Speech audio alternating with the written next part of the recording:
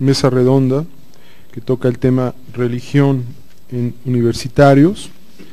Vamos a tener la participación de Jorge García, don Jorge, dentro de chamanismo en la UAMI. No tengo información sobre su currículum. Vamos también a tener a Mauricio Vidal, de la Escuela de Teología de la UIC.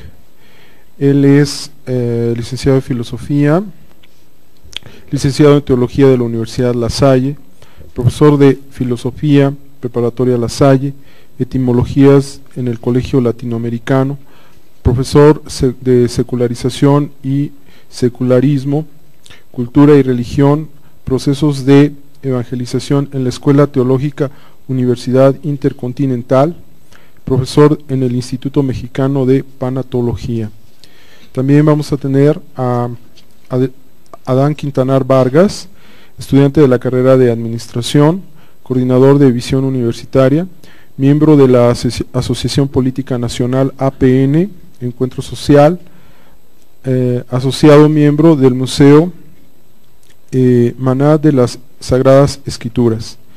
Bien, ellos van a participar, vamos a escuchar su plática, su presentación y al final vamos a tener una ronda de preguntas. Bueno, pues comenzaríamos con don Jorge. ¿Sí?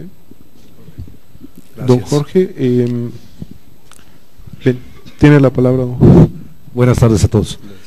Hace rato y hace algunos días me llamó la atención el hecho de que pidieran currículum para venir a dar una exposición sobre chamanismo.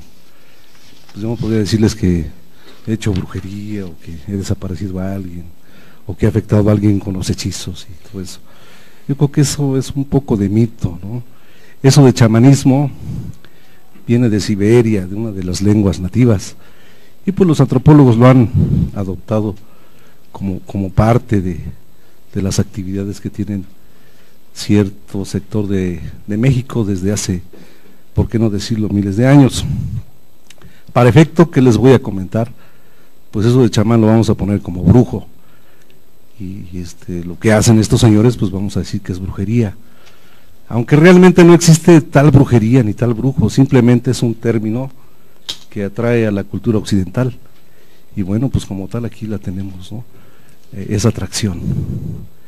Lo que tengo que decirles es algo acerca de las enseñanzas de don Juan Matus, un brujo yaqui, que por los años 60, 70 se entrevistó con un antropólogo de UCLA en Los Ángeles, y pues a él le depositó todas sus enseñanzas que fueron acumuladas en su linaje de brujos a través de miles de años. Pues bien, no tiene nada de particular de que sea yaqui, de que sea ruso, de que sea ecuatoriano, de que sea mexicano. Simplemente lo que importa es la transmisión del conocimiento, de ese conocimiento antiquísimo que vamos, nunca, que yo sepa, nadie se interesó profundamente en investigar acerca de, sobre todo en los tiempos de la colonia, que teníamos una imposición religiosa tremenda, que no podían hacer nada, nadie, porque los quemaban acusados de herejía o de pacto con el diablo. Pues bien, en este momento puedo decirles que este tipo de chamanismo, de brujería, no tiene nada que ver ni con Dios, ni con el diablo, ni con entidades que andan pululando, ni para hacer el mal a nadie, ni para que el chamán esté como una liga, como un intermediario entre los humanos y las fuerzas del mal, y que puedan afectar a nadie. Simplemente, de acuerdo a las enseñanzas de don Juan, se traduce todo en tener disciplina. El objetivo fundamental de las enseñanzas es llegar a la libertad total, a la libertad de conciencia. Pero para ello se tienen que entender y poner en práctica ciertos preceptos que él decía de la brujería, pero que en algún momento reconoce que no hay tal brujería, sino que suena excitante esto de la brujería. Es simplemente el manejo de energía.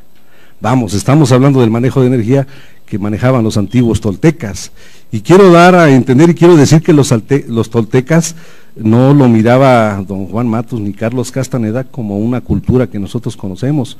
como unas etnias que se desarrollaron haciendo pirámides o haciendo cosas por el estilo, sino que en el término tolteca, en lengua nahuatlaca, quiere decir hombre de conocimiento. ¿Conocimiento de qué? Pues conocimiento de lo que otros no conocían. En este momento se puede decir que hay muchos hombres de conocimiento. Tenemos doctores, tenemos maestros, tenemos licenciados en cualesquiera de las disciplinas que existen en el mundo conocido.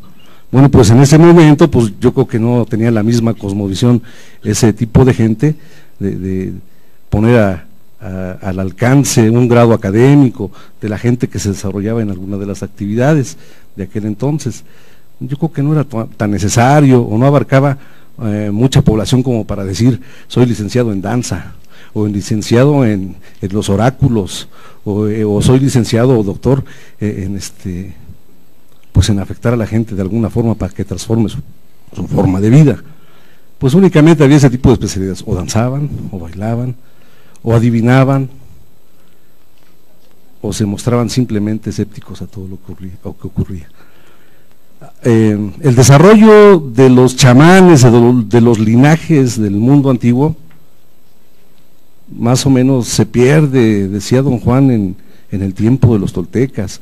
Únicamente por ahí, muy veladamente, nos dice que hace como unos 10,000 años, y obviamente que eso no está comprobado por la ciencia ni por ningún antropólogo. Simplemente quiero decir que, o quiero pensar que es una tradición oral que ha pervivido de acuerdo a sus linajes de estos personajes. En tiempos de la colonia, como todas las actividades en América, culturales y sociales, se vieron interrumpidas por la Inquisición. Exactamente en el año de 1723 nos cuenta que hubo un cambio en la forma de pensamiento de esos linajes, específicamente el del don Juan Matus, su linaje de brujos, el cual reorientaron todas sus prácticas de tal forma que desecharon todo lo que no les servía y lo enfocaron hacia la visión que tenemos ahora. Y tenemos ahora, lo digo porque no es únicamente una cuestión particular mía, ni de la UAM, sino que la obra de Castaneda ha sido traducida a 17 idiomas, son muchas las ediciones que se han leído, y mucha gente viene a México, sobre todo antropólogos, a buscar información y a saber qué se ha hecho con ese conocimiento de los toltecas. El último reporte que tuve aquí en la UAM fue un ruso y un colombiano que vinieron a hacer una maestría, pues yo no sé quién les dijo, me encontraron, platicamos mucho y todavía tenemos cierta comunicación. No sé, por ahí andan por Centroamérica buscando también vestigios de otras civilizaciones prehispánicas. Volvemos a lo mismo, les comentaba que a partir de 1723 hubo un reordenamiento en todos los preceptos de la brujería, de tal forma que se acordó, por así convenir a los linajes y para su existencia que era vital, que se encaminaran todos los esfuerzos de estos chamanes a la libertad total de conciencia. Para esto se tiene que entender cómo vamos a llegar a esa libertad total. De acuerdo al mundo y a las creencias de los toltecas, el mundo en que vivimos es una sola descripción que en algún momento es una validación de consenso enorme de todos los habitantes de este planeta. A esta realidad, a esta validación de consenso le llaman la primera atención, porque aquí es donde tenemos nuestra atención situada. De esto se supone que hay otra atención, que es la segunda atención, y es el lugar a donde viven los seres inorgánicos. Los seres inorgánicos no son como nosotros, con un cuerpo biológico, simplemente se manifiestan. Yo algún día pensé que como energía, pero la energía no tiene conciencia. Entonces ellos sí tienen conciencia y se manifiestan como energía. En ese lugar viven. Es posible que en algún momento crucen la frontera de la segunda atención hacia la primera. Y es posible que también nosotros vayamos en algún momento hacia allá. El tercer nivel de percepción que tenían esos antiguos toltecas es la tercera atención. Y es el objetivo fundamental a donde se debe de encaminar la humanidad. En el lugar donde vamos a manifestarnos como energía pura, como conciencia total. Pero para ello, yo considero que es muy difícil. A mí, por aquí me conocen como chamán, me piden hace rato, ¿no?, un currículum. No hay tal. El currículum es particular, es personal. Y bueno, por mucho que yo quiera imitar la David Copperfield, pues yo creo que no es un acto de magia, ni de ilusión, ni espectáculo. Considero que la creencia que se tenga al respecto de los toltecas es puramente personal, y el desarrollo también es puramente personal. Bueno, pues ¿qué tengo que hacer para que sea puramente personal? Pues a principio de cuentas tengo que asumir de que puedo hacer cosas y que puedo allegarme a posibilidades que todos tenemos y que nunca las usamos, se quedan dormidas por el resto del tiempo. ¿Qué tengo que hacer? Resulta un poco brusco. Tengo que alejarme de la humanidad, tengo que alejarme de sus conductas, tengo que alejarme un poco y observar lo que hacen para no repetir los errores que tienen. Es posible que deje de ser humano, no cuesta nada, no pierde uno mucho, ni tampoco dejar de ser racional, de acuerdo como dice don Juan. Entonces tenemos que ser impecables. Si somos impecables, eso quiere decir que vamos a dejar de tener pecados mundanales. Pero bueno, eso no existe tampoco dentro de la brujería, don Juan, no hay pecados, ni tampoco hay una tabla de bien y el mal, únicamente es el comportamiento. ¿Cómo vamos a moderar el comportamiento? Hay una técnica que se llama del acecho. El acecho es modificar la conducta para lograr ciertos objetivos. Obviamente que los objetivos se encaminan a ser impecable para de ahí pasar a la libertad total.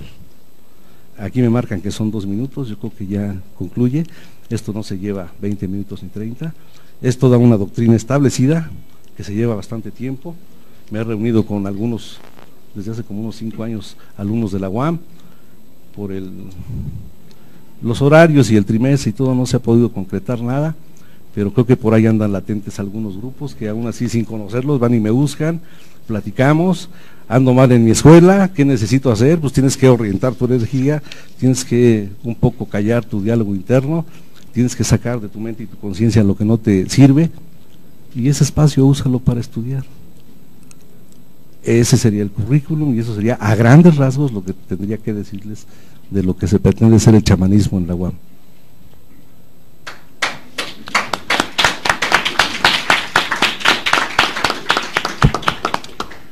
Muy bien, pues proseguimos con la presentación de Mauricio Vidal.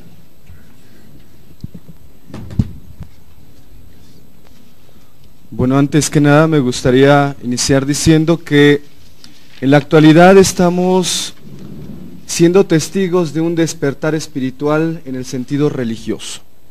¿A qué me refiero? Estamos buscando nuevas formas de religión, la sociedad en general busca una religiosidad, una práctica de religión más estable, más profunda y de alguna manera diferente a todas las formas que se han estado presentando anteriormente.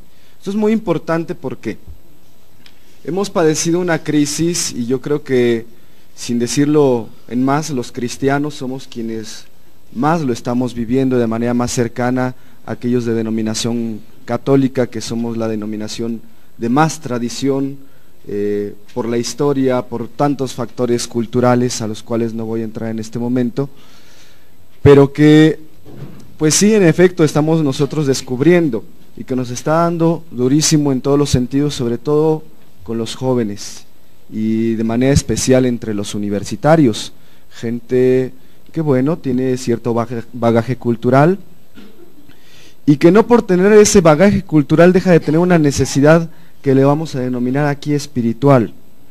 Entonces de ahí lo que comentaba don Jorge, el hecho de buscar una religión, ¿sí? O una práctica religiosa que le llene esa necesidad importante, una necesidad que parte de un hecho histórico, de un hecho cultural. Somos hijos de nuestro tiempo, ¿sí? Ninguno, por muy religioso que seamos, muy asceta, nos vamos a librar de los condicionamientos históricos.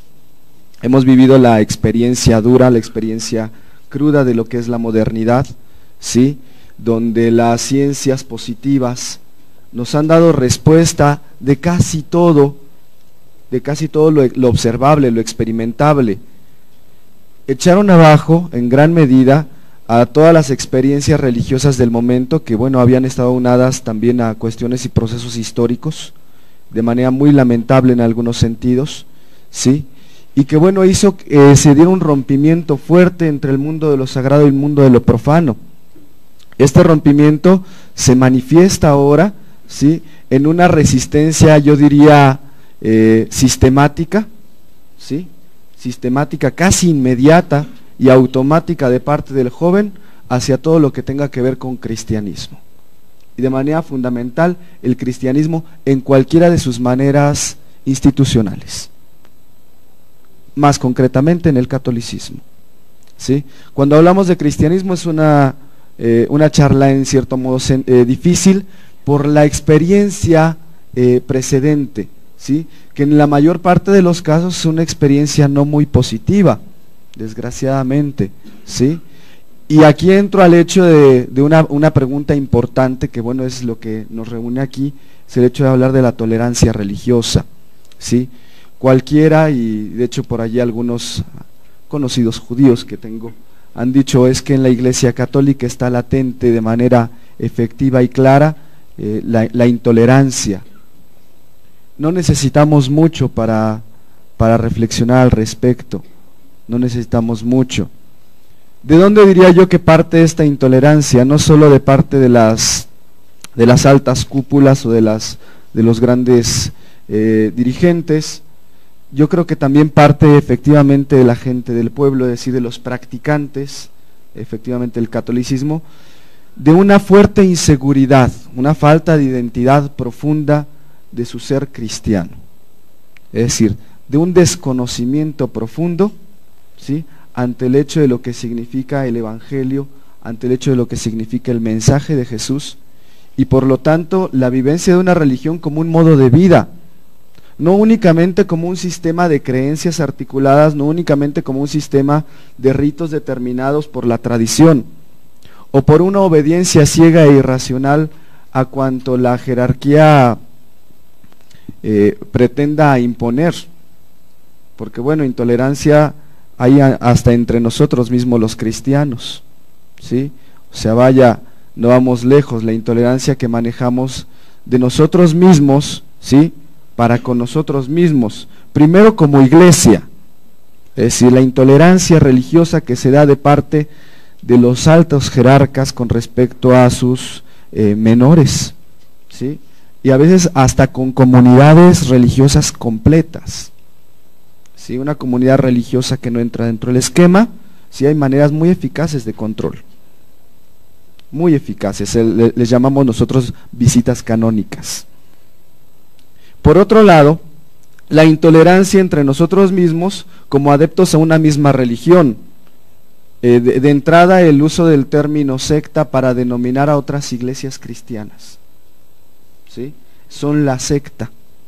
En algunos otros casos ya se denomina hasta, son de otra religión, ¿sí? En esta manera de tipificar de manera importante esta intolerancia.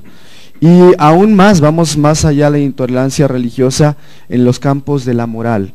O sea, un campo que siempre había sido abarcado por la religión, efectivamente por la religión cristiana, es el campo del comportamiento humano, la regulación del modo de comportarse, tanto a nivel personal como a nivel social. Con este proceso de secularización que hemos vivido, ¿sí?, durante es un proceso muy largo, es decir, donde el Estado ha empezado a tomar y a retomar, ¿sí?, lo que la Iglesia manejó durante mucho tiempo, como fue precisamente esta cuestión de la regulación moral, como precisamente también lo que son servicios de asistencia pública, lo que eran servicios de sanidad, educación, y que empieza a crear un mundo paralelo. Es decir, todo este proceso de sacar a la Iglesia, ¿sí?, de una educación laica y gratuita, de una asistencia totalmente laica, pues bueno, es precisamente la respuesta frente a, obviamente la Iglesia ante todo esto se ha sentido desposeída, y bueno, quien se siente desposeído, la primera reacción es ni más ni menos que defender aquello que siente que le están quitando. Hemos tenido como Iglesia un evento maravilloso, pero atrasado por 500 años. Es decir, la reforma pedida en el siglo XVI por Martín Lutero, ¿sí?, apenas se hizo patente hace aproximadamente 50, 60 años con el Concilio Vaticano II. Una apertura impresionante para toda la Iglesia de denominación católica, y cuando hacemos análisis claros de esta visión, de esta perspectiva que se abre con el Concilio Vaticano II, nos damos cuenta de que en lugar de haber un progreso en la Iglesia, hubo un retroceso de 60 años. Y es muy evidente, frente al cambio se muestra una clara resistencia, ¿sí? Y bueno, frente a este despertar espiritual, ¿sí? La mentalidad clerical desgraciadamente no es muy abierta. Entonces, con toda honestidad yo tendría que reconocer, tratando de ser lo más objetivo y tratando de dar lugar a la verdad, considero que la Iglesia de denominación católica, fundamentalmente, que es mayoría aquí en México, sea por tradición o por lo que fuere, no está preparada para responder de manera adecuada a este despertar espiritual. Tanto así que en las universidades privadas que pertenecen a grupos religiosos o congregaciones religiosas, ¿sí?, la pastoral que se maneja con los mismos alumnos es una pastoral muy deficiente. Por lo tanto, pues podemos nosotros decir que frente a un panorama tan complejo como lo es este despertar espiritual y una crisis tan fuerte que está viviendo la Iglesia como institución, ¿sí?, también se manifiesta un gran reto. ¿Cuál es el reto? El reto es retomar nuevamente nuestros orígenes, ¿sí?, mirar nuevamente al Evangelio, que es la base fundamental del cristianismo, ¿sí?, y lograr así una estructura de coherencia, que es bueno lo que ha hecho que se pierda mucho el crédito fundamentalmente en esta iglesia, ¿sí?, y buscar eso, coherencia de vida, en todos los sentidos. Consideramos nosotros que hay dos grupos fundamentalmente importantes dentro de la iglesia y que bueno, marcan decisivamente, que es el grupo de lo que se ha considerado mayoritariamente como la extrema derecha, que son grupos de un fundamentalismo bastante obvio, y los grupos que se ha llamado de izquierda, sí, que son grupos que parten más hacia el diálogo, hacia la tolerancia, y en quienes parece estar ahora la posibilidad, como posibilidad de reestructurar nuevamente a la iglesia como comunidad. Sin más por el momento, pues les agradezco la atención.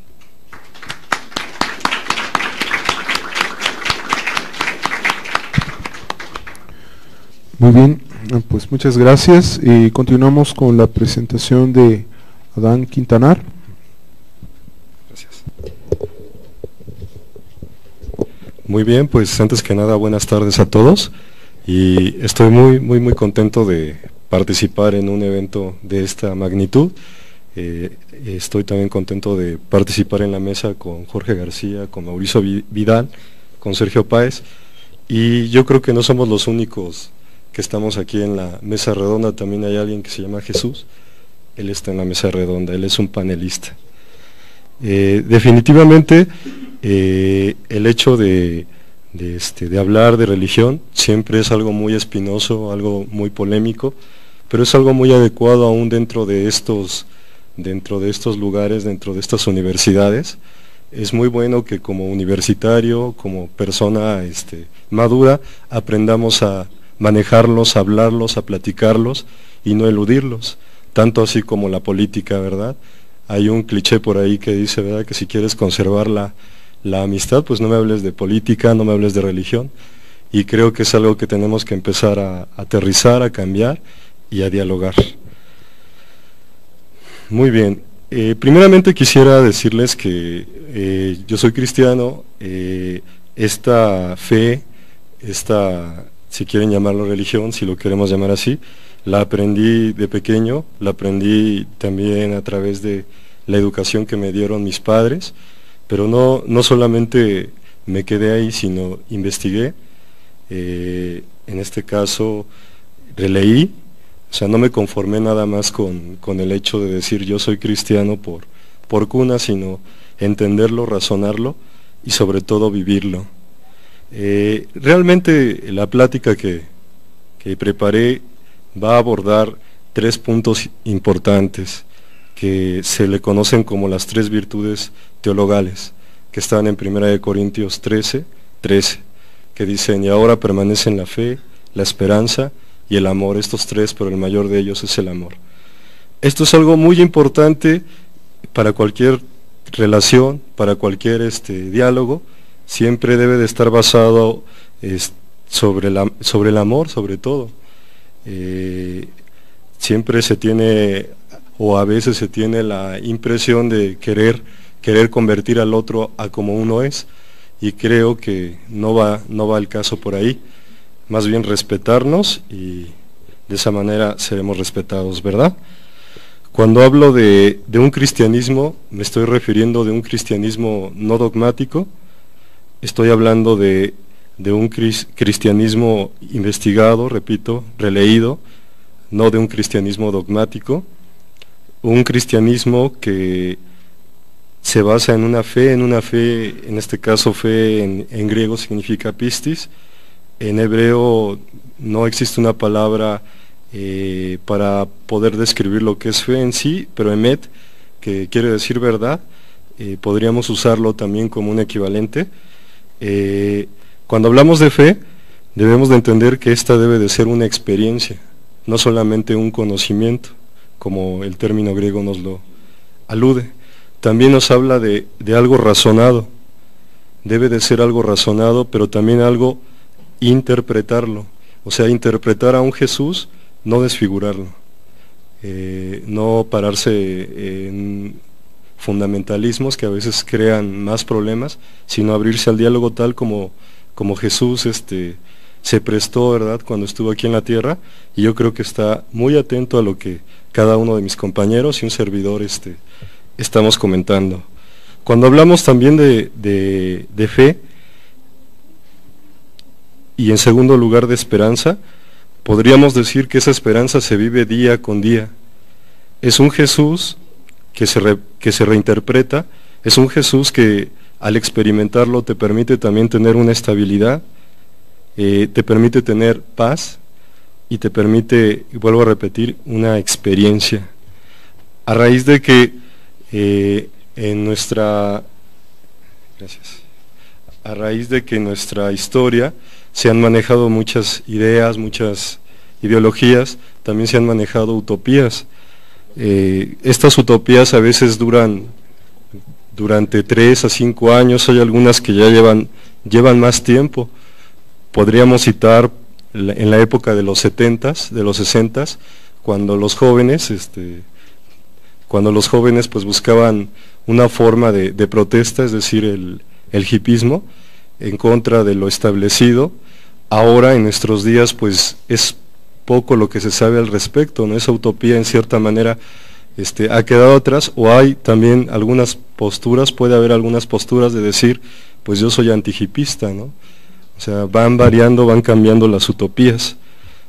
Pero esto de la esperanza, Jesús, esto se va formando día con día, no es algo...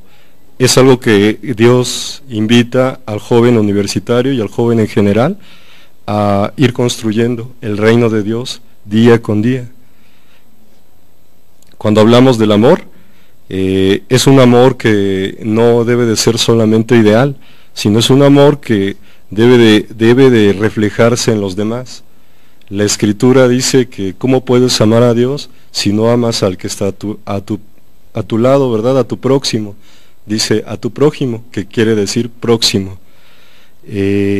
Este amor pues te permite amar a los demás, no importando el tiempo que los dejes de ver o que los veas, siempre los vas a amar. Es un amor estable, es un amor que te ayuda también, te ayuda a mejorar. Ya don Jorge nos hablaba hace ratito de algunos conceptos interesantes como la disciplina, como la libertad de conciencia. El amor también te da libertad.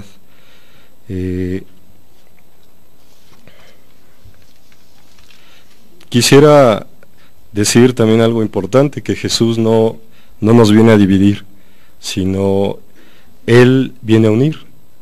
Jesús nos ha puesto unas pisadas para seguirle, y a Jesús hay que interpretarlo en la sociedad, a Jesús hay que interpretarlo en la escuela, en el trabajo, en la política. Es un Jesús práctico, es un Jesús viviente. Debemos de seguir adelante también con la actitud de Jesús. Jesús nunca cayó en polémicas, se dieron solas las polémicas.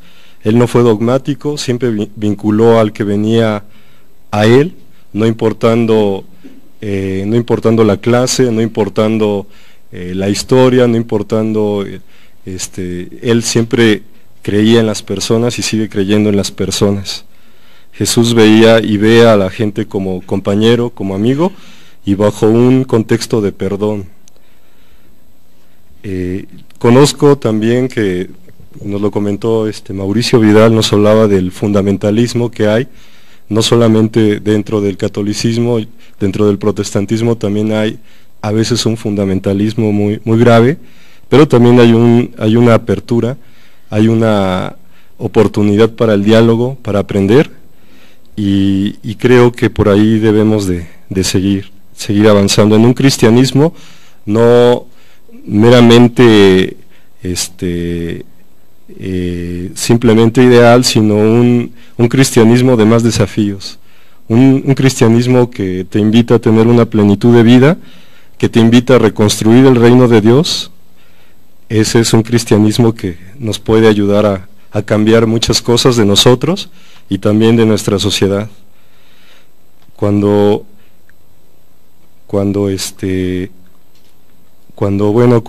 he tenido esta experiencia como cristiano, pues bueno, también he conocido un manual fantástico que es la Biblia. Es un libro que te permite saber más de lo que Dios quiere que tú conozcas, que tú sepas, y también es un libro que no se queda solamente en la pura en el puro concepto, sino que te invita también a la praxis, ¿no? Es una palabra viva. ¿Qué recomendación, si me lo permiten, podría aportar? Pues la recomendación sería buscar a un Jesús divino. Es un Jesús divino, pero a la vez también es un Jesús histórico, que le importa involucrarse, sí, en lo personal, ¿verdad?, como nos lo habían comentado, pero también en la comunidad, en la sociedad. No quedar aislado, sino interpretarlo. Un Jesús que quiere que nosotros participemos con Él, y un Jesús que dijo las siguientes palabras en Juan 14:6: yo soy el camino, la verdad y la vida, y nadie va al Padre si no es por mí. Es un reto que Él nos pone a todos los que estamos aquí, y es algo que quería compartir. Gracias.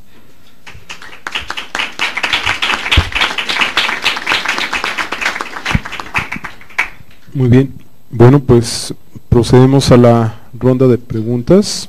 No sé si alguien, vamos a tratar de enmarcarlas en unas 3 preguntas por las limitaciones de tiempo. A ver, ya tenemos allá 3 manos, fueron los que reaccionaron más rápido, entonces a ver, comenzamos allá atrás. Hola, buenas tardes, mi nombre es David. Bueno, yo les quisiera preguntar, al parecer existe una apertura o una suerte de intención de diálogo entre las diferentes formas de entender el mundo, llámese religiones o llámese filosofías, pues.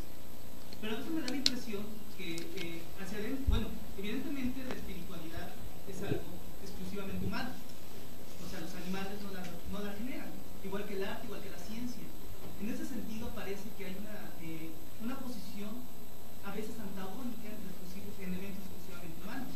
Cito un ejemplo, hace unos años, ¿no?, hace un juego de Guadalajara, cuando un dibujante pinta a Juan Diego, pero en vez de la Virgen María parecía María Moco, ¿no?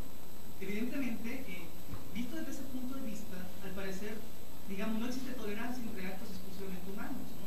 Las discusiones sobre el género humano y algunas manifestaciones artísticas hacen pensar que el diálogo involucra únicamente, digamos, órdenes espirituales, religiosas, como se quiera llamar, pero a veces dentro de las esferas humanas, que puede ser el arte o la ciencia, no hay esa apertura al diálogo, ¿no? Ahorita es interesante ver este evento, ¿no?, que la universidad se ha abierto, pero hacia los artistas, hacia la ciencia, ¿cómo ven ustedes esa perspectiva? ¿Cómo la pueden entender? ¿Y qué límites ven en ese afán de diálogo, en esa tolerancia? Sería mi pregunta. Bien, no sé si alguno de ustedes quisiera responder. Mauricio Vidal. Sí, mira, de entrada comentas algo muy interesante. Hay muchas maneras de interpretar la realidad, a esto le llamamos cosmovisiones. Una de tantas cosmovisiones es la religión. Obviamente, para la religión, fundamentalmente para la religión cristiana, lo que comentábamos, no podemos desligarnos de la esfera de lo humano de lo divino. De hecho, ese es como que uno de nuestros motivos centrales de fe. O sea, un Dios encarnado, o sea, un Dios que se hace hombre, implica el hecho de que el cristiano no puede alejarse de la sociedad ni de los conflictos humanos, ni tampoco de todo lo que el humano puede expresar, sino que tiene como finalidad precisamente, ¿sí?, el llevar todas esas potencialidades humanas hacia su plenitud. ¿Sí? Obviamente aquí estamos de acuerdo que muchas veces se manejan muchas cuestiones muy moralizantes, y frente a lo que tú comentas es lo que yo llamaría un ejemplo vivo de secularización. O sea, tomas un símbolo netamente religioso, ¿sí?, y le quitas el significado, ¿sí?, su significado original, y le pones un significado totalmente mundano, ¿sí? Obviamente que esto, frente a una mentalidad moralizante, en un primer momento, ¿sí?, frente a una mentalidad donde se está sintiendo despojada de un símbolo que para ella le puede significar mucho, y que definitivamente eso dentro de nuestro tema sería el origen de cualquier intolerancia, ¿sí?, el sentirse despojado, la inseguridad, y bueno, todo esto, pues obviamente que saltan, ¿no?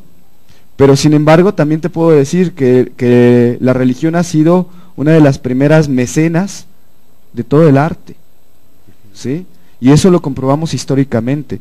Que uno que otro por allí tenga algún derrapón, bueno, ¿sí?, eso es inevitable, ¿sí? Pero sin embargo el arte trata definitivamente, más bien la religión trata de animar al hombre a que desarrolle todas sus capacidades, todas sus potencialidades, aún la razón misma. ¿Sí? Gracias. A ver, Adán, también. Sí, cómo no. Digamos que en cierta manera es también teología, hacer teología e interpretar, ¿no? Hay artistas como Rembrandt, como en diversas, Bach, por ejemplo, como podríamos hablar de la música, de la escultura, de la pintura, ¿verdad? Y si nosotros todo ello tomamos una aptitud más de polémica o de querer acusar, inquisitorio, nos llevamos una experiencia o un aprendizaje, creo que sería algo muy bueno. Me acuerdo de un ejemplo en la época en Europa, cuando estaban las epidemias muy fuertes, en este caso la peste bubónica. No había obviamente como hoy antibióticos, no había medicamentos, no estaba desarrollada la genética como hoy, a esos días en Europa medieval. Cuando hablamos de que la gente pues se contaminaba de esta enfermedad, había un lugar, un hospital en donde había un Cristo. Esa imagen de ese Cristo estaba completamente desfigurada, era un Cristo lleno de bubos, son las formaciones por la enfermedad, la peste, y había un texto en la parte de abajo que es interesante, ¿no? Interesante observarlo. Decía: yo he llevado tus enfermedades y he llevado también tus dolencias, ¿no? Es una forma también de interpretar a Cristo. Posiblemente a lo mejor algunos de ellos no se sanaban, sin embargo eso era algo que los alentaba, les dejaba un mensaje de Dios, ¿verdad? Un mensaje para enfrentar esa crisis, esa adversidad, ¿no?, en ese momento.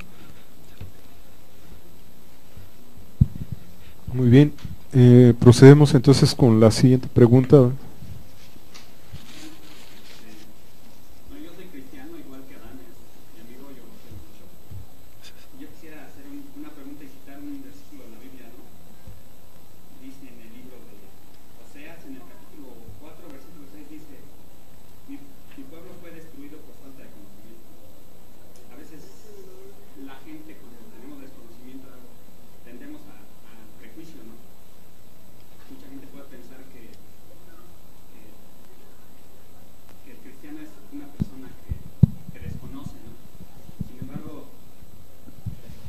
Sin embargo, si somos sinceros, bueno, si somos sinceros, ya está. Entonces yo creo que los que somos sinceros al leer la Biblia debemos de tomar en cuenta lo que nos dice, ¿no? Y nos hace una invitación al conocimiento, ¿no? Hay otro versículo que dice escudriñarlo todo, ¿no? Retener lo bueno, ¿no? Entonces, bueno, yo quería citar esos dos versículos en cuanto al conocimiento, ¿no? O sea, uno tiene que conocer, ¿no? Para poder tener una base de perspectiva, ¿no? Y mi pregunta es, y me gustaría que los tres pudieran responder,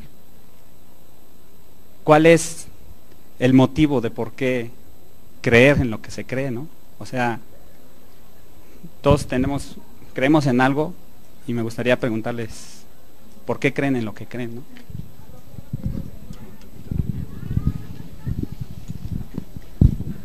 A ver, mira, es interesante todo lo que se está diciendo aquí. Tú citaste un versículo de la Biblia que se destruyó un pueblo por no tener conocimiento.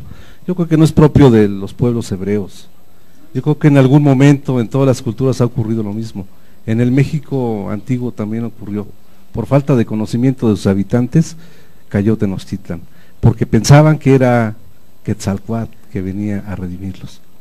Y pues considero que a lo mejor sí ha venido Quetzalcóatl, pero no en la forma como todos piensan, ¿no? En algún momento más ideológicamente, más a levantar su pueblo, porque bueno, podemos decir que todos los pueblos tienen sus dioses locales. El que están ustedes hablando, con todo respeto, puedo decirles que es un dios hebreo. La forma en que todos hemos sido educados, yo creo que ha sido un poco común, ¿no? Sin presunción ni nada, sin desdén. Pues a mí también me educaron católico, únicamente que pues por decisión propia yo tuve que abandonar esas filas porque considero que mis genes no satisfacían los genes hebreos. Y bueno, pues yo me hice la necesidad de creer más en los genes que traigo todavía aquí latentes, ¿no? Por ahí todavía veo gente que fuma y veo gente que masca chicle y que se va a Acapulco. Bueno, pues el mascar chicle en antiguo mexicano es chicli y cigarro es cigar, y son cuestiones culturales que ya se estaban dando en América y que tienen un significado profundo. Bueno, por un lado. Por otro lado, el por qué creer. La gente, según los antiguos toltecas, nace sola y sola se muere. En este momento, pese a que estemos todos reunidos, individualmente estamos solos. Y estamos solos en nuestra unidad de pensamiento. Cada uno es un mundo y cada uno piensa diferente. Cada quien, pese a que me está escuchando, paralelamente a lo que está escuchando, tiene su propio diálogo interno, con su propia formación, su propia cultura y sus propios problemas, que yo no sé cuáles sean porque son individuales, los míos también. Pese a que tenga mucha disciplina, yo creo que voy a tardar un poquito más de tiempo en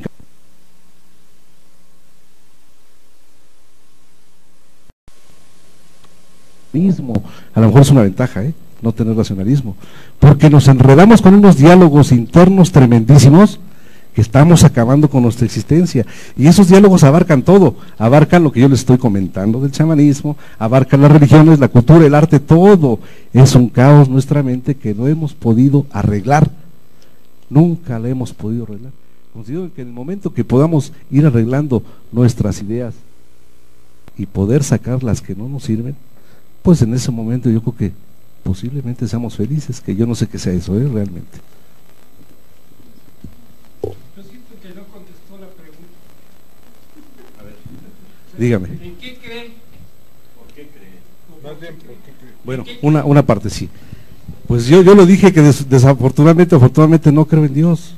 Únicamente lo que más me acomoda, porque le vuelvo a repetir, cada quien mata sus pulgas a como se acomoda. Ahí está la respuesta, creo que no contesta todavía. No, o sea, no cree nada. Pues bueno, únicamente lo que le estoy comentando. A ver, un segundo. Por procedimiento, están respondiendo de su respuesta, bueno, no satisfació su tal vez requerimiento, ¿verdad? Pero si gusta al final podría tener una plática, ¿no? Estamos contestando esta respuesta. Todavía nos queda otra pregunta que responder, y si queda tiempo le daremos cauce a una pregunta probablemente nada más extra, ¿sí? Había dicho el compañero Había dicho el compañero, había sugerido, no sé si se valga, que quería una respuesta de los tres. No sé si con esta es suficiente o pasemos a otra. No, yo considero que pasaremos al siguiente, si es que los demás quieren responder, y continuamos con la metodología, ¿no? Muy bien, antes que nada, me gustaría decir, la pregunta que planteé es una pregunta muy profunda, difícil de responder, tengo que ser honesto, porque bueno, no podemos responder nada más al aire. Es una pregunta que implica para nosotros todo el hecho de la existencia, por un lado. Por otro lado, yo corregiría de alguna manera la pregunta, yo no creo en algo, creo en alguien, ¿sí? O sea, para nosotros los cristianos, que yo creo que Adán estará de acuerdo en este punto conmigo, Dios no es algo, sino es alguien, es una persona, ¿sí? De ahí que nosotros formulemos un principio teológico basado en las Escrituras que diga que hemos sido creados a imagen y semejanza de Dios, ¿sí? Entonces creemos en un Dios que es persona y por lo tanto defiende en primer momento la dignidad de la persona, ¿sí? En un Dios trascendente, en un Dios amoroso, en un Dios misericordioso, en un Dios que sobre todo es Padre del hombre, ¿sí? Y que como Padre lo cuida, lo ama, lo educa, y en esa educación también lo corrige, ¿sí? Que en esa educación también se compadece de él, conoce sus limitaciones, y que lo va impulsando a cada día a que conozca la verdad de sí mismo, la verdad de cuanto le rodea, y la verdad de él mismo como Dios. Esa sería mi respuesta.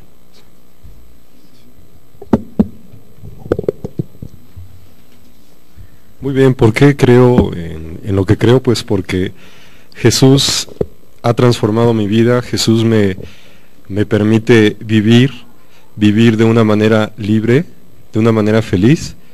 Él lo he experimentado y lo sigo experimentando día con día, no es algo que haya quedado solamente en el pasado, es algo que puedo aplicar en mi vida cotidiana, con mis compañeros, con mis amigos, con mis familiares, etcétera. A Jesús lo he aprendido a interpretar y a reinterpretar en mi vida cotidiana.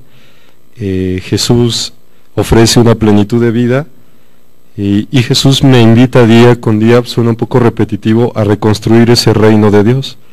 Ese reino de Dios que se tiene que reconstruir en todo nivel, en todo sector, en nivel académico, nivel político, nivel social, nivel cultural.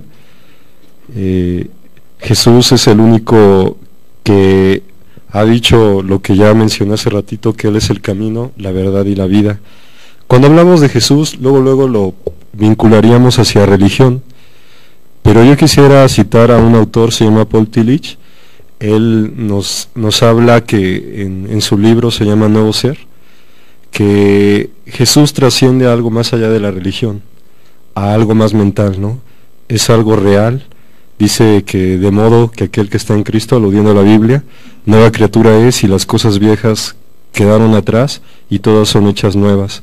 Es decir, un nuevo ser que tiene que construir ese reino de los cielos. Y en Jesús he encontrado eso y más, y por eso creo en Él. Muy bien, procedemos a la siguiente pregunta. Mi nombre es Hernán, de aquí de Guadalajara. Tengo 3 preguntas, una para cada uno. Espero no importunarlos. Antes un comentario. Creo que el problema de justificar ante otro mi fe, pues ya ahí hay problema. Yo no tengo que justificar mi creencia ante nadie. Es mía y nada más. En ese sentido, preguntarle a alguien, bueno, ¿tú en qué crees y por qué crees? Pues difícilmente se podría responder a esa pregunta. Creo que es una pregunta bastante tramposa. Creo yo. A partir de ahí, la pregunta para don Jorge. Bueno, ¿cómo hay, a partir de que leí los textos de don Juan, los primeros 4, me surgieron una serie de dudas, pero básicamente ahorita me surge una, ¿cómo entiendo la conciencia desde la perspectiva de Don Juan? Que es una concepción de la conciencia cualitativamente distinta de la concepción que tenemos en común en esta época. ¿Cómo entender la conciencia? Y pues a partir de ahí desglosar algunos aspectos sobre el tonal, el nahual, acerca de otros aspectos como la descripción del mundo y demás, parar la mente o parar los pensamientos. Esa es la primera. Respecto de Mauricio, ¿cómo me parece brillante esa propuesta? Voltear a nuestros orígenes como católicos y tratar de hacer una estructura coherente, palabras y acciones. Creo que eso es extraordinario, pero muy difícil de realizar. La estructura actual de la Iglesia Católica, no solamente en este país, a nivel mundial, difícilmente va a dejar ciertas prácticas y ciertas estructuras para regresar a algunos aspectos que pondrían en tela de juicio su mismo discurso teológico. ¿Cómo? ¿Cómo salvar esos cuestionamientos? Si de veras se quiere voltear hacia los orígenes. Creo que es un problema fundamental que difícilmente los intereses que se han ido creando van a permitir esa liberación del discurso teológico. Respecto de mi compañero Adán, me pregunto, ¿cómo puedo yo leer un texto bíblico cuando ha sido traducido muchas ocasiones del griego, tal vez del árabe al griego, tal vez de lenguas antiquísimas que a lo mejor ya no existen, que se han ido traduciendo, y cómo ahora interpretar esa visión que se escribe en la Biblia, cuando ha pasado por miles de visiones o de mentes, y entro en contradicción definitivamente? ¿Cómo voy a interpretar esto? Tal vez sería necesario regresar a lo esencial. Amarás a Dios y a tu prójimo como a ti mismo. Amarás a Dios sobre todas las cosas y a tu prójimo como a ti mismo. Y dejar que cada quien conciba a Dios como pueda. Gracias.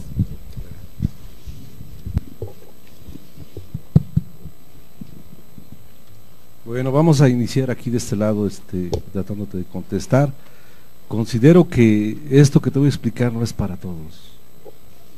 Sí, bueno, tú me estabas diciendo que leíste 4 libros. Son 12 los que configuran la obra de Castaneda, y por ahí tiene otros 3 más de sus contrapartes, las guerreras rastreadoras de energía, como es uno, el ensueño de la bruja y donde cruzan los brujos. Volviendo al tema de cómo concibe el mundo tolteca la conciencia, que es una forma diferente a como lo conciben en el mundo occidental, pues yo creo que estamos todos de acuerdo en este momento que hemos sido aculturizados de la forma occidental, pensamos como occidentales.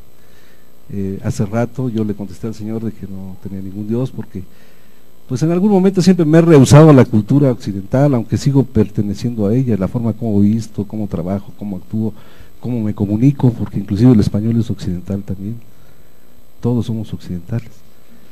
Bueno, continúo diciendo que esto es para algunos. Los toltecas concebían no el cuerpo como lo estábamos viendo. Yo les dije en un principio que era un mundo de descripciones, y eso se traduce como un mundo de objetos. Bueno, ellos iban más para allá, más allá de esos objetos. En algún momento se convirtieron videntes, veían. Ver no es igual que mirar. Mientras todos miramos, ellos veían. Y bueno, ahorita sale un poco del currículum. En algún momento yo les pude haber hablado en algún momento acerca de la teoría de lo que era el huevo luminoso que rodea al hombre. Pero bueno, pues hay una parte del currículum. Puedo decirles con firmeza que ese huevo luminoso existe. Posiblemente en algún momento algunos se den cuenta que existe ese huevo luminoso. Bueno, ese huevo luminoso que nos rodea, en el momento en que podemos verlo, así como videntes, se prescinde del cuerpo biológico y aparece ese huevo luminoso. Ese huevo luminoso estaba dividido en 2 partes. Hay que ser un poco esquemático aquí como para entenderlo. El lado derecho y el lado izquierdo. A la altura del omóplato, más o menos de cualesquiera que sean los hombres, dependiendo de su estatura, ahí se encontraba un punto luminoso, o se encuentra todavía, un punto luminoso color ámbar. Ese punto luminoso es la conciencia. Es la conciencia que todos tenemos en el mismo sitio. Todos los humanos tenemos la conciencia clavada en ese mismo lugar porque estamos percibiendo igual. De aquí que pues estemos de acuerdo en que esta es una botella con agua, esto sea un auditorio Cuicacali, esto sea un micrófono, lo que usamos sea ropa, todo es parte de esa validación de consenso que todos estamos percibiendo de la misma forma porque tenemos en el lado derecho, cerca de un centro energético que se llama la razón, el punto de encaje. Orbitando ese punto importante que se llama la razón, ellos habían designado, porque así lo vieron en sus observaciones, que había una órbita que se llamaba el lugar de los sentimientos, y de ese sitio no podemos sacar nuestra conciencia en este momento. De ahí que tengamos depresiones, odios, envidias, amor, todo lo que conocemos como defectos humanos están enmarcados en esa órbita que está rodeando a la parte pura de lo que es la razón.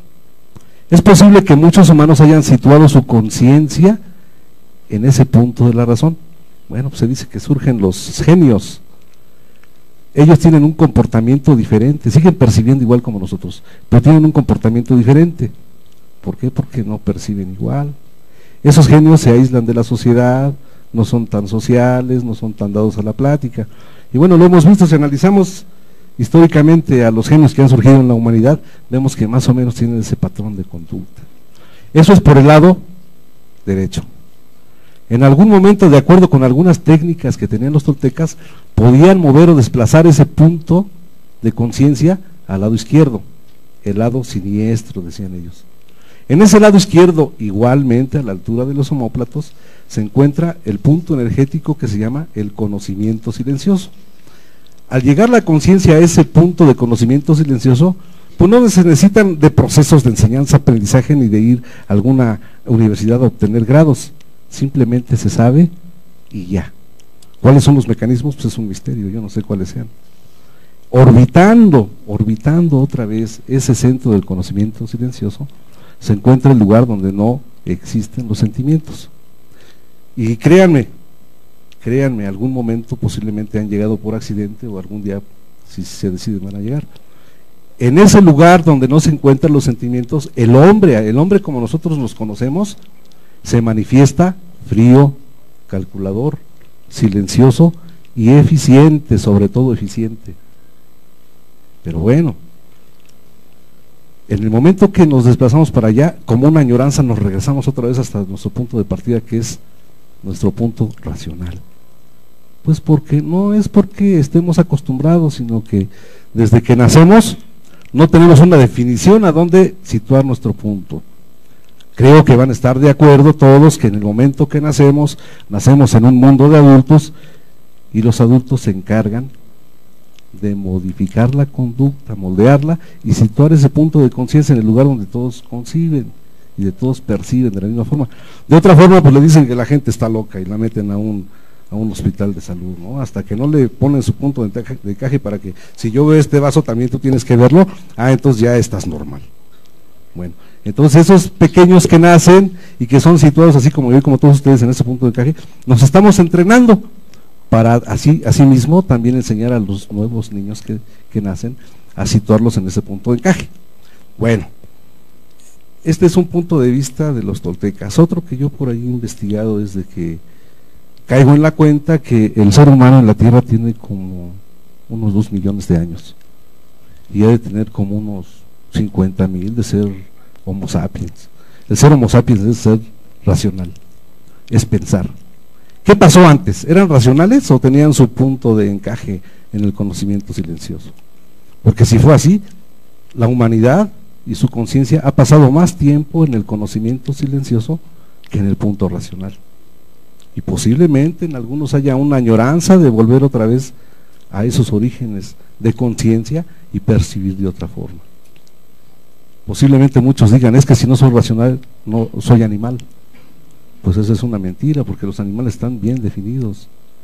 Y bueno, pues algunos dicen que somos primates, yo no sé cómo se sientan algunos otros, ¿no? Pero pues por ahí va la idea, ¿no? Del punto de encaje donde se encuentre, ya sea del lado derecho o del lado izquierdo. Bueno, para efecto de las enseñanzas de Don Juan, él tenía unas enseñanzas para el lado derecho, que era la forma racional. y tenía otras enseñanzas con sus aprendices del lado izquierdo, que era el mundo fantástico que no conocemos.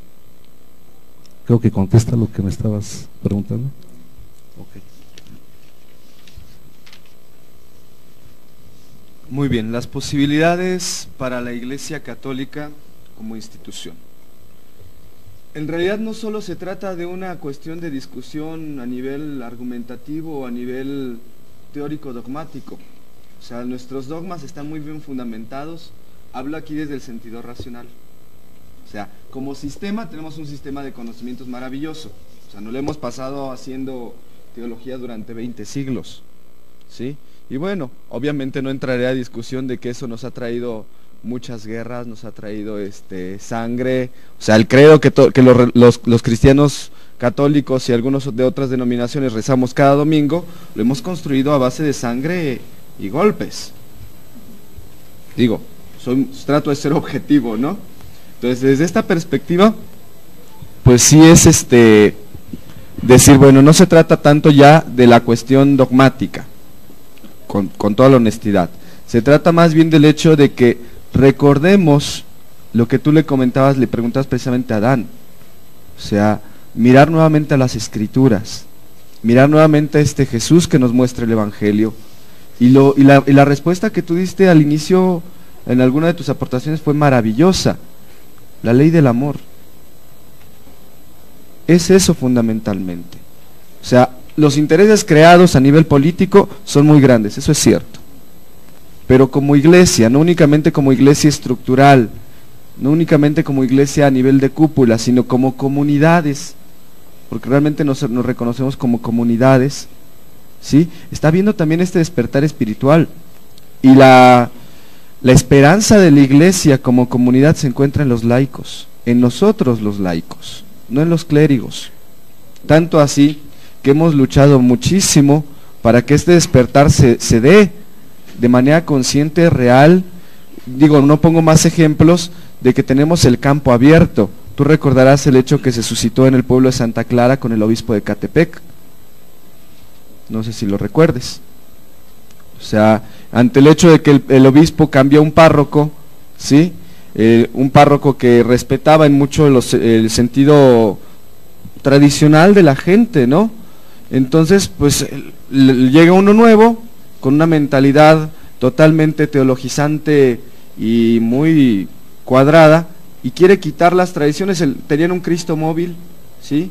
Y cada año el Cristo móvil daba la bendición. Entonces llega el cura nuevo y dice, es idolatría. Pues sí, desde la teología cristiana puede ser idolatría, pero es una idolatría que empezó en tiempos de la colonia, por misioneros cristianos, ¿no? Entonces tampoco puedes llegar y quitar nada más porque, bueno, tu mentalidad es esa.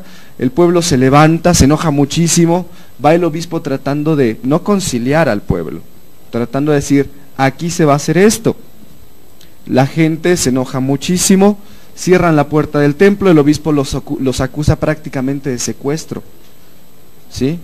La gente dice, no, pues ahora a ver quién puede más, si tú o yo, y el obispo dice, es que yo soy el obispo, yo tengo la palabra y yo tengo el don de manto porque el Espíritu Santo dice que... Y la gente le dice, pues sí, pero no. Y aguantó la comunidad. Después se politizó el hecho, pero para nosotros es muy importante reconocer allí el despertar espiritual, ¿sí?, de la gente. Nosotros, como laicos y como laicos comprometidos, aún en la enseñanza, no estamos dispuestos a anular ese despertar espiritual. Al contrario, lo tenemos que fomentar, pero también lo tenemos que encauzar. ¿Para qué? Para que no vaya a suceder lo que sucedió en Santa Clara. No que no se le pongan al obispo, sino que no se politice, que no pasen de un rebaño a otro, nada más, sino que sean capaces de formarse un criterio real, de interactuar en el mundo, de tomar decisiones para su propia vida, ¿no? ¿Qué es lo que la gente espera? Entonces, desde esa perspectiva, la religión, la Iglesia Católica, ¿sí?, tenemos esperanzas también. Aunque vemos que estamos en una crisis, consideramos que la crisis es un proyecto de eso, de crecimiento. Un proyecto donde tenemos que ayudarnos mutuamente a lograr esa coherencia. Gracias. ¿Hola? Sí, cómo no. Muy bien, no quisiera tomar mucho tiempo para poder avanzar, sin embargo tu pregunta se me hace muy interesante. Cuando hablamos de la Biblia, luego viene a nuestra mente cuestiones de polémica, cuestiones de, hay muchas traducciones, hay muchas versiones, ¿cuál será la verdadera? Realmente lo que podríamos decir es que solamente hay una Biblia, todas las demás son, todas las presentaciones son versiones, pero es una sola Biblia. Biblias católicas, versiones protestantes, versión judía, es decir, es una sola Biblia, pero Biblia significa, viene de biblos, que significa conjunto de libros, es una biblioteca, no es solamente un solo libro. Lo fascinante de este libro es que en su elaboración han intervenido más de 30 autores de diferentes clases sociales, de diferentes lugares y en un periodo de más de 3000 años. Es un libro que no es monolítico, como el caso del libro del musulmán, que fue escrito solamente por una sola persona, el Corán. El libro, la Biblia, fue escrito por más de 30 autores, y vuelvo a repetir, con diferente condición, diferente economía, diferente estatus social, desde pastores, reyes. Algo también que nos puede ayudar es que en la actualidad, pues en diferentes partes del mundo están los escritos. Está el códice, el Código Vaticano, en el Vaticano en este caso. Está en Estados Unidos, también tienen, ahí tienen manuscritos, en Londres también, en el Museo de Londres, de tal manera que nadie se puede parar y decir, bueno, yo tengo la Biblia verdadera, porque todos la tenemos. Es decir, está en el Vaticano, está en el Museo de Londres, está en Estados Unidos, está en diferentes partes del mundo. ¿Qué más podríamos decir? Bueno, la Biblia, para entender la Biblia hay una ciencia que se llama la hermenéutica. La hermenéutica se le considera una ciencia, pero también se le considera un arte de la interpretación bíblica. La Biblia o el conjunto de libros se puede quedar solamente como un conocimiento y ya, pero realmente ella apela a que lo que está aquí escrito lo practiquemos. Podríamos decir que aquí está el reino de Dios, ¿no? El reino de Dios, y aquí está también en un periódico el reino de Dios, que día con día se va construyendo. Es decir, a lo que voy es que no es un Dios, en el Dios que yo creo, un Dios inmóvil, sino es un Dios que está actuando día con día y que nos ha proporcionado un manual.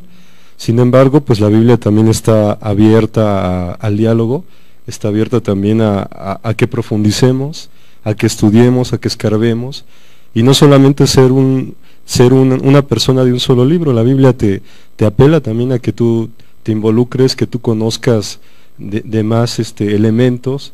Es decir, ahí está la arqueología también. La arqueología nos puede ayudar mucho. Hay muchas ciencias que pueden reforzar el estudio bíblico, ¿no?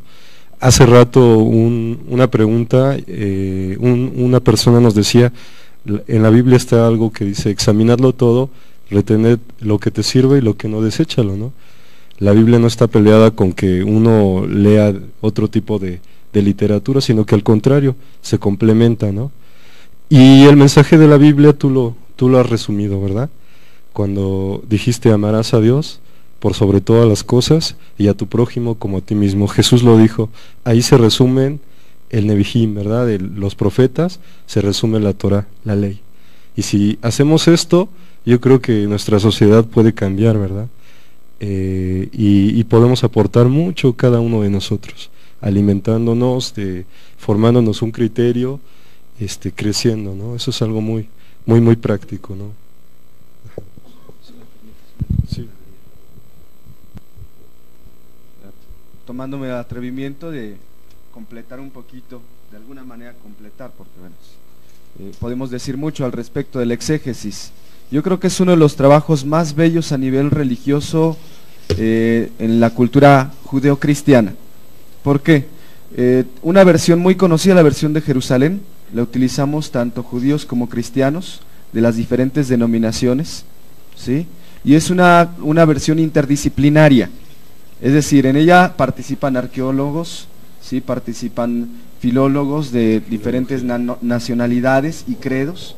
Eso es maravilloso, ¿sí? Porque la finalidad no es hacer una versión con ninguna tendencia ni social, ni cultural, ni política, ni religiosa, sino hacer la traducción lo más fidedigna posible. Hablo de lo más fidedigna posible porque hay un adagio que dice, el traductor es un traidor, ¿sí? Entonces, pues bueno, siempre que hacemos una traducción ya hacemos una interpretación del texto, ¿sí?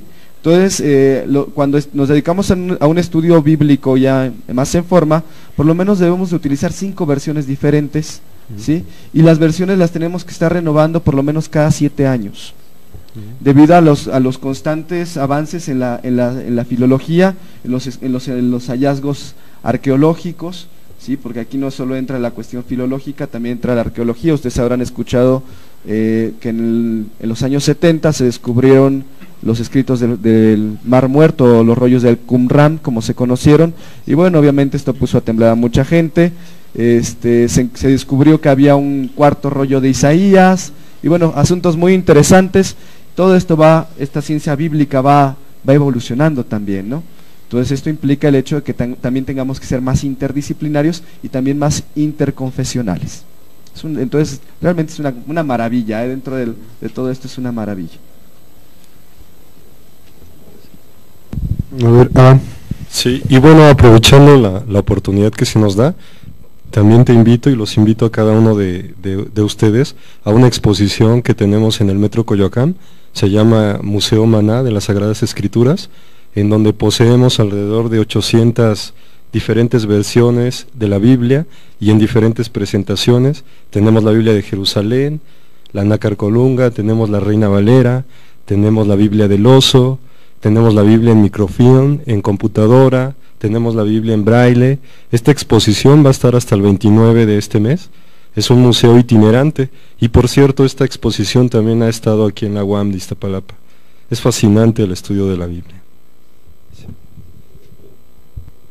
muy bien, tenemos tiempo para más preguntas, a ver. Un comentario, como hizo Mauricio, también la Biblia, ella misma se somete a la prueba experimental.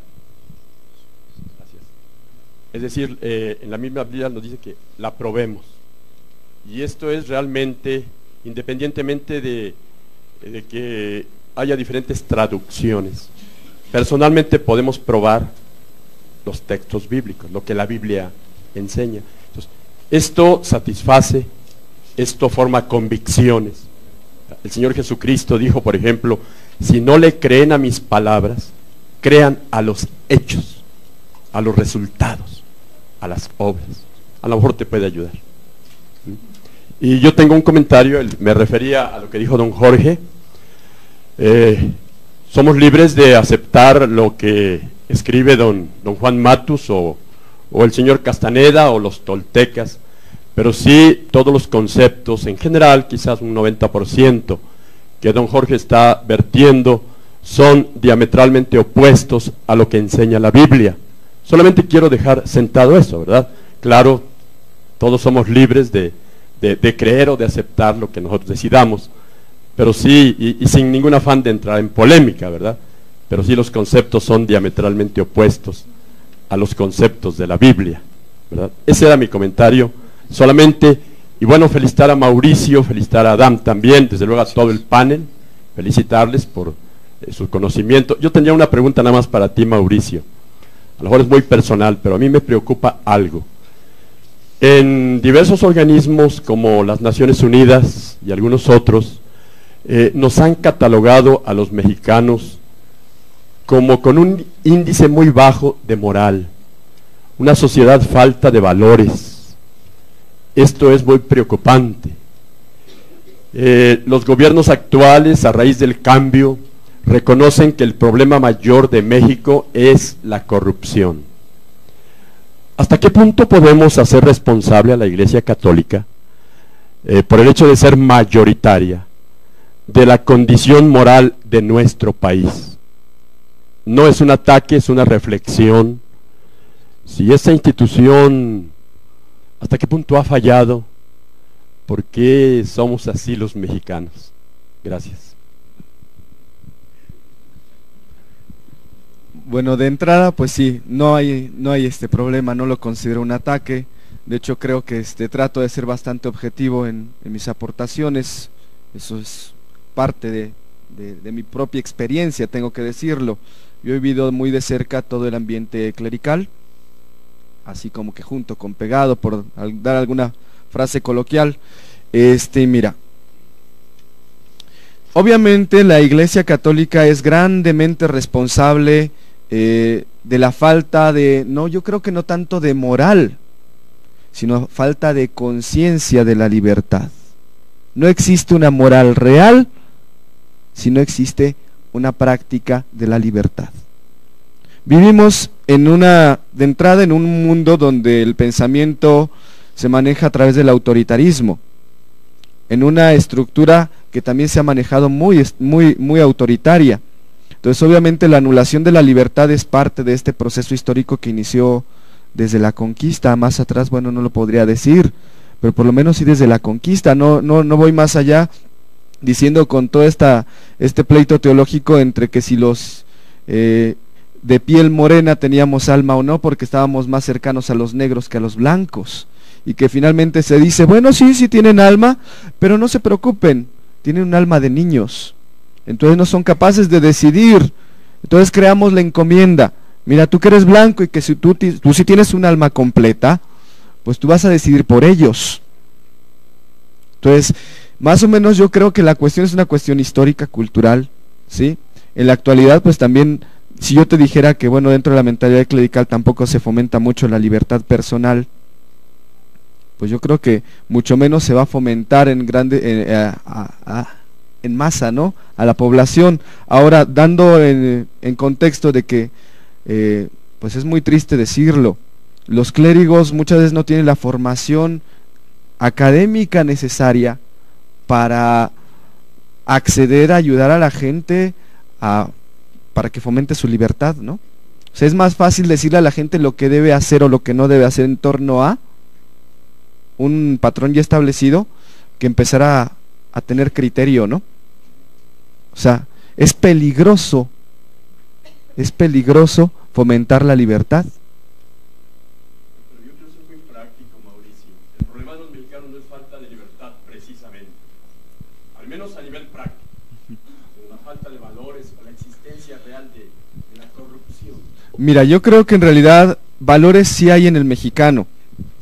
El problema es que, como diría, espero no equivocarme del autor, el gran maestro Ortega y Gasset, no es que no existan los valores, es que no sabemos compartirlos.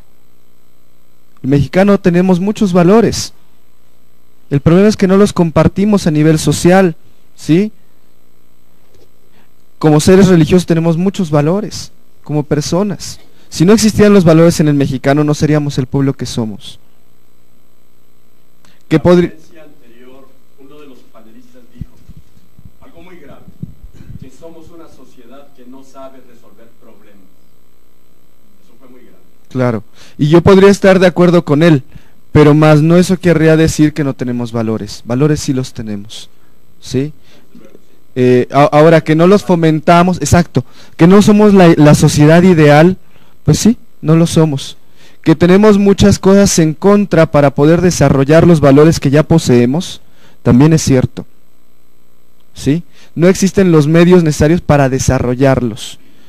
Que eso, ¿a qué nos llama? Y como decía el ponente anterior, tenemos la oportunidad a partir de aquí tomar conciencia clara, y la gente que nos dedicamos a la educación o los que van a tener hijos, no sé, todos podemos cooperar de alguna manera, ¿sí? Empezar a acercar, ¿sí?, a compartir nuestros valores con los demás, etcétera, ¿no? Muy bien, para no centrar nada más en una sola persona, vamos a continuar. Me avisan que nada más tenemos tiempo para una pregunta más. Entonces, lo que pasa es que me parece que usted ya había levantado la mano desde hace rato, ¿verdad? Bueno, vamos a darle velocidad a ver si podemos cubrir con las dos y ya. ¿Sí? Muy bien.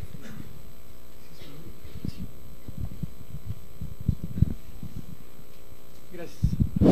Una pregunta para usted, señor Jorge García. Perdone que no le diga don. Usted dijo que don Juan Matus, el brujo, el maestro, y que el chamanismo no tiene nada que ver con Dios ni con el diablo, sino con los toltecas, y que el chamanismo es transmisión de conocimiento para llegar a la libertad, y que llegar a un cambio de reordenamiento de la brujería, y habla de primera, segunda y tercera atención, niveles, y que la energía pura la alcanza el nivel más alto de ustedes. Para mí energía pura no es conocimiento, es energía, es una cosa, como decían los ponentes. Entonces, alcanzar conciencia con energía como que es una contradicción total.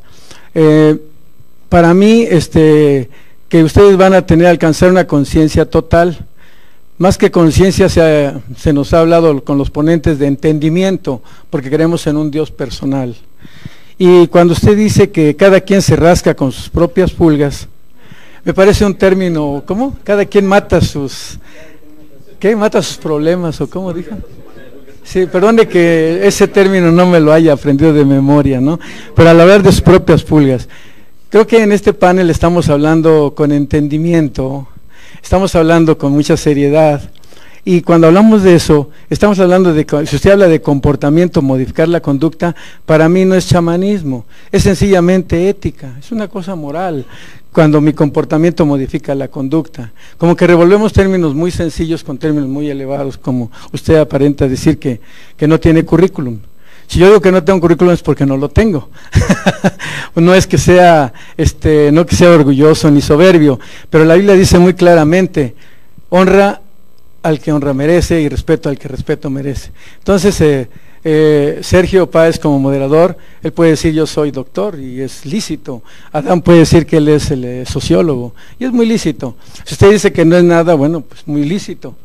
Así de que yo quisiera, mi pregunta va, por favor, ¿qué quiere decir eso de energía pura y que ustedes van a llegar a la conciencia total? Porque los ponentes han hablado muy claramente a dónde van y como que yo no entiendo bien hacia dónde va el chamanismo. Gracias. Si me permite, con todo respeto, y por qué no decirlo también con humildad, parece que no somos compatibles en nuestra forma de pensar. Yo sí puedo entenderlos a ustedes, mi madre es muy católica, he leído la Biblia de los Testigos de Jehová y los mormones. Creo que mi libertad consiste en estar en cualquier recinto sin que me comprometa nada.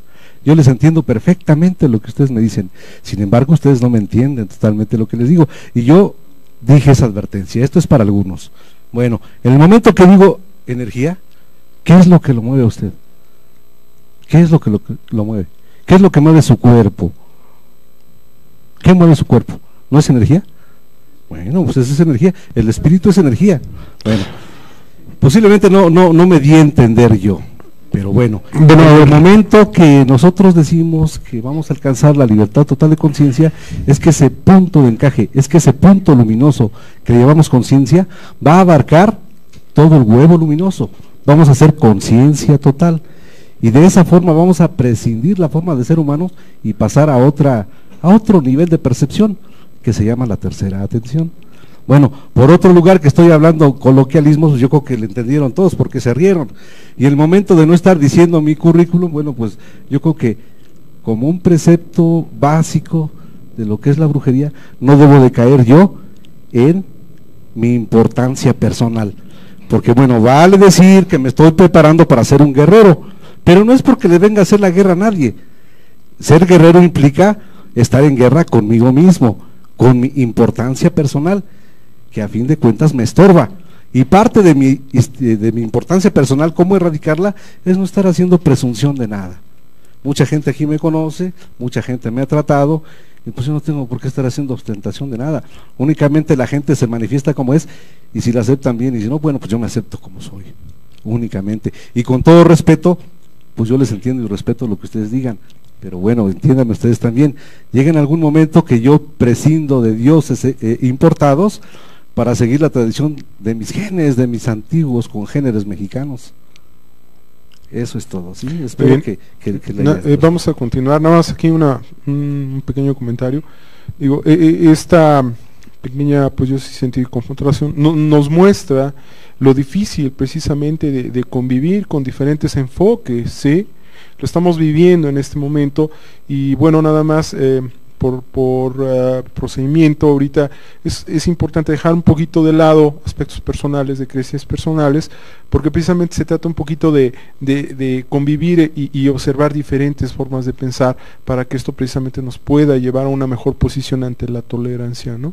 Muy bien, pasamos entonces a la última pregunta y ya con esta pregunta cerramos la mesa.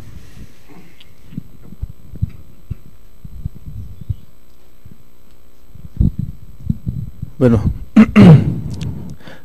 nada más quiero hacer una pequeña reflexión sobre lo que se ha dicho. La UAM tiene un logo que dice Casa Abierta al Tiempo, y creo que precisamente la casa no son las instalaciones, sino las mentes de todos los que están aquí en esta institución. Entonces, miren, si estamos aquí, creo que es porque nos interesa ser personas de influencia dentro de la sociedad, y no vamos a influir dentro de una sociedad de manera positiva si no ejercitamos el desarrollo de nuestra mente. Desafortunadamente tenemos que reconocer que al mexicano no le interesa. Lo hemos visto cuando vino Juan Pablo II, se canonizó a Juan Diego sin interesarle a nadie si realmente estaba comprobado que Juan Diego existió o no. Y si Juan Diego existió, si Juan Diego no existió, tampoco existió tampoco ocurrió la aparición de la Virgen de Guadalupe. Miren, esto pareciera ser que suena muy personal, pero tiene mucho que ver con nuestra existencia como mexicanos y con lo que sucede en nuestro contexto social, histórico, económico, espiritual y todo. Si nosotros no ejercitamos nuestro derecho a ser seres pensantes y a fomentar el desarrollo de una sociedad que actúa en base a un proceso de desarrollo, en un crecimiento interior, nunca vamos a llegar a ser una nación realmente desarrollada y próspera. Siempre vamos a estar en la adolescencia. Siempre vamos a permanecer como una nación adolescente. Es necesario que entonces conozcamos bien, lo vimos también en otra ocasión, seguimos viendo que la Iglesia Católica sigue estando por encima de todo poder en México. Nadie llamó a cuentas se me fue ahorita Prigione, cuando se entrevistó, no sé qué pasó entre él y uno de los narcotraficantes. Nadie. Eso, personalmente se los digo, no como persona individual, a mí me queda reflexionar. Como mexicanos, creo que nos corresponde pensar en qué estamos haciendo. ¿Por qué somos así en la sociedad mexicana? ¿Por qué somos así? Creo que nos hemos vuelto una sociedad muy pasiva y por eso no estamos transformando nuestros pueblos. Es todo lo que quería decir.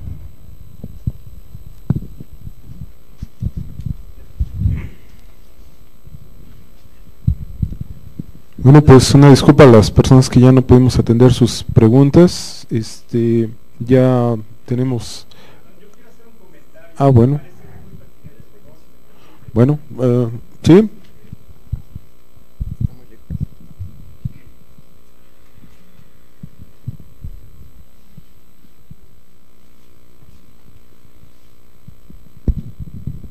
A ver, buenas tardes a todos, muchas gracias. Mi nombre es Manuel y me desempeño aquí en la UAM como profesor de física. Yo quería dar comentarios bastante extensos desde mi punto de vista como científico acerca de todo lo que se ha discutido aquí, pero desgraciadamente ya queda muy poco tiempo. Y nada más quiero centrarme en algo muy, muy preciso, dada la cortada del tiempo. Newton, seguramente la mayoría lo conoce porque se estudia en las escuelas secundarias.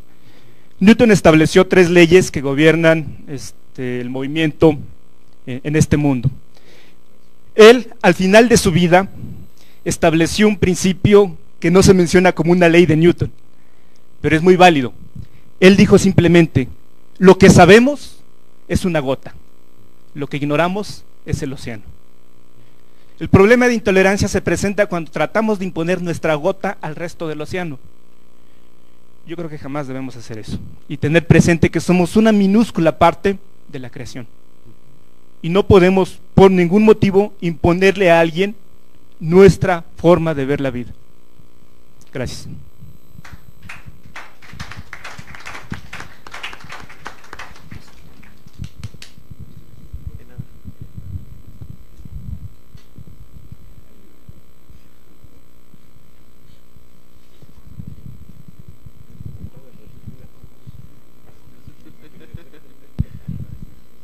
Okay. Bien, bueno, pues me parece que esta mesa nos ha dado mucha tela de dónde cortar. Esperamos que esta mesa sea un semillero para ideas, para proyectos tal vez, y que de alguna forma pues sea el motivo de actividades que se encaminen hacia la tolerancia, hacia el desarrollo, hacia la mejora el aumento de la concientización de los seres humanos. Muy bien, pues finalmente pues le damos un agradecimiento, un aplauso a los panelistas.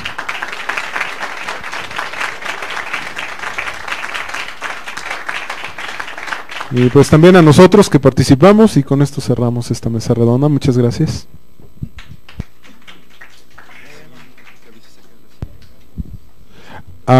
Les notificamos que a las 4 de la tarde comienza la siguiente mesa redonda.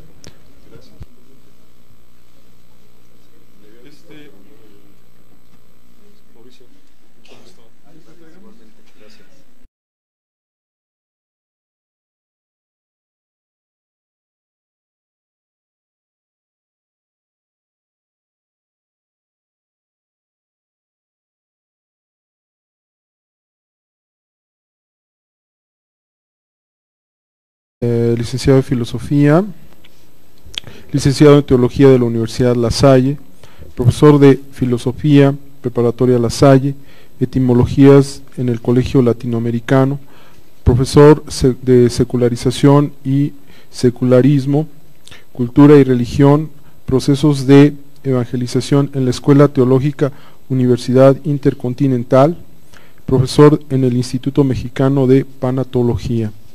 También vamos a tener a Adán Quintanar Vargas, estudiante de la carrera de Administración, coordinador de Visión Universitaria, miembro de la Asociación Política Nacional APN, Encuentro Social, asociado miembro del Museo Maná de las Sagradas Escrituras. Bien, ellos van a participar, vamos a escuchar su plática, su presentación, y al final vamos a tener una ronda de preguntas. Bueno, pues comenzaríamos con don Jorge. ¿Sí? Don Jorge, tiene la palabra, don Jorge. Buenas tardes a todos. Hace rato y hace algunos días me llamó la atención el hecho de que pidieran currículum para venir a dar una exposición sobre chamanismo. Pues yo no podría decirles que he hecho brujería o que he desaparecido a alguien o que he afectado a alguien con los hechizos y todo eso. Yo creo que eso es un poco de mito, ¿no? Eso de chamanismo viene de Siberia, de una de las lenguas nativas, y pues los antropólogos lo han adoptado como parte de las actividades que tienen cierto sector de México desde hace, por qué no decirlo, miles de años. Para efecto, ¿qué les voy a comentar?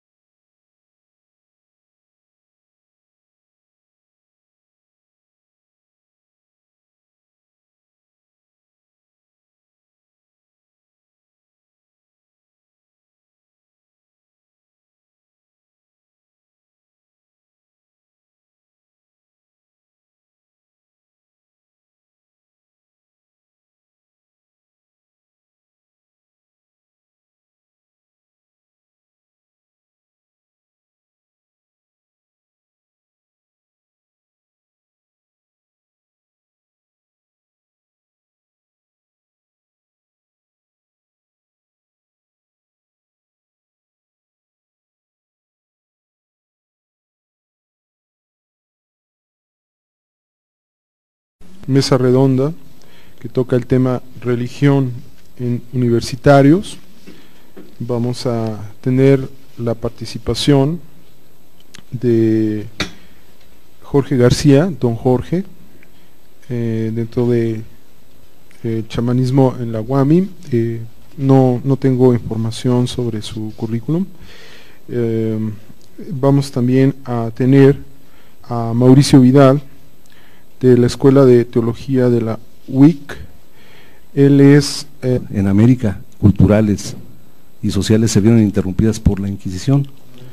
Exactamente en el año de 1723 nos cuenta que hubo un cambio en la forma de pensamiento de esos linajes, específicamente el del don Juan Matus, su linaje de brujos, el cual reorientaron todas sus prácticas de tal forma que desecharon todo lo que no les servía y lo enfocaron hacia la visión que tenemos ahora.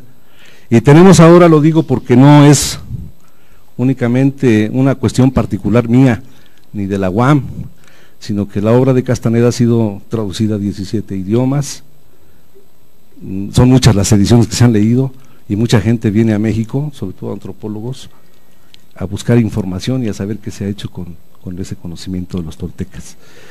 El último reporte que tuve aquí en la UAM fue un ruso y un colombiano que vinieron a hacer una maestría, pues yo no sé quién les dijo, me encontraron, platicamos mucho y todavía tenemos cierta comunicación. No sé, por ahí andan por Centroamérica buscando también vestigios de otras civilizaciones prehispánicas. Volvemos a lo mismo, les comentaba que a partir de 1723 hubo un reordenamiento en todos los preceptos de la brujería, de tal forma que se acordó, por así convenir a los linajes y para su existencia que era vital, que se encaminaran todos los esfuerzos de estos chamanes a la libertad total de conciencia. Para esto se tiene que entender cómo vamos a llegar a esa libertad total. De acuerdo al mundo y a las creencias de los toltecas, el mundo en que vivimos es una sola descripción que en algún momento es una validación de consenso enorme de todos los habitantes de este planeta. A esta realidad, a esta validación de consenso le llaman la primera atención, porque aquí es donde tenemos nuestra atención situada. De esto se supone que hay otra atención, que suena excitante esto de la brujería, es simplemente el manejo de energía. Vamos, estamos hablando del manejo de energía que manejaban los antiguos toltecas, y quiero dar a entender y quiero decir que los toltecas no lo miraba don Juan Matus ni Carlos Castaneda como una cultura que nosotros conocemos, como unas etnias que se desarrollaron haciendo pirámides, haciendo cosas por el estilo, sino que en el término tolteca, en lengua náhuatlaca, quiere decir hombre de conocimiento. ¿Conocimiento de qué? Pues conocimiento de lo que otros no conocían. En este momento se puede decir que hay muchos hombres de conocimiento, tenemos doctores, tenemos maestros, tenemos licenciados en cualesquiera de las disciplinas que existen en el mundo conocido. Bueno, pues en ese momento, pues yo creo que no tenía la misma cosmovisión ese tipo de gente, de poner al alcance un grado académico de la gente que se desarrollaba en alguna de las actividades de aquel entonces. Yo creo que no era tan necesario o no abarcaba mucha población como para decir soy licenciado en danza o licenciado en los oráculos o soy licenciado o doctor pues en afectar a la gente de alguna forma para que transforme su forma de vida. Pues únicamente había ese tipo de especialidades, o danzaban, o bailaban, o adivinaban, o se mostraban simplemente escépticos a todo lo que ocurría. El desarrollo de los chamanes, de los linajes del mundo antiguo, más o menos se pierde, decía don Juan, en el tiempo de los toltecas. Únicamente por ahí, muy veladamente, nos dice que hace como unos 10,000 años, y obviamente que eso no está comprobado por la ciencia ni por ningún antropólogo. Simplemente quiero decir que, o quiero pensar que es una tradición oral que ha pervivido de acuerdo a sus linajes de estos personajes. En tiempos de la colonia, como todas las actividades, pues eso de chamán lo vamos a poner como brujo, y lo que hacen estos señores, pues vamos a decir que es brujería, aunque realmente no existe tal brujería ni tal brujo, simplemente es un término que atrae a la cultura occidental, y bueno, pues como tal aquí la tenemos, ¿no? Esa atracción. Lo que tengo que decirles es algo acerca de las enseñanzas de don Juan Matus, un brujo yaqui, que por los años 60, 70 se entrevistó con un antropólogo de UCLA en Los Ángeles, y pues a él le depositó todas sus enseñanzas que fueron acumuladas en su linaje de brujos a través de miles de años. Pues bien, no tiene nada de particular de que sea yaqui, de que sea ruso, de que sea ecuatoriano, de que sea mexicano. Simplemente lo que importa es la transmisión del conocimiento, de ese conocimiento antiquísimo que vamos, nunca, que yo sepa, nadie se interesó profundamente en investigar acerca de, sobre todo en los tiempos de la colonia, que teníamos una imposición religiosa tremenda, que no podían hacer nada, nadie, porque los quemaban acusados de herejía o de pacto con el diablo. Pues bien, en este momento puedo decirles que este tipo de chamanismo, de brujería, no tiene nada que ver ni con Dios, ni con el diablo, ni con entidades que andan pululando, ni para hacer el mal a nadie, ni para que el chamán esté como una liga, como un intermediario entre los humanos y las fuerzas del mal, y que puedan afectar a nadie. Simplemente, de acuerdo a las enseñanzas de don Juan, se traduce todo en tener disciplina. El objetivo fundamental de las enseñanzas es llegar a la libertad total, a la libertad de conciencia. Pero para ello se tienen que entender y poner en práctica ciertos preceptos que él decía de la brujería, pero que en algún momento reconoce que no hay tal brujería, sino